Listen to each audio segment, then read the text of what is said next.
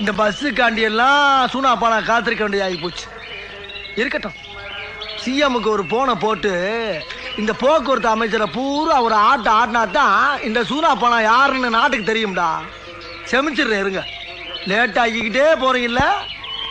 பிரபல ரவுடியான இவர் மீது கொலை, கொலை முயற்சி, ஆள்கடத்தல், வெடிகுண்டு உள்ளிட்ட பல்வேறு வழக்குகள் நிலுவையில் உள்ளன. பிரபல ரவுடியான இவர் மீது கொலை, கொலை முயற்சி, ஆள்கடத்தல், வெடிகுண்டு உள்ளிட்ட பல்வேறு வழக்குகள் நிலுவையில் உள்ளன.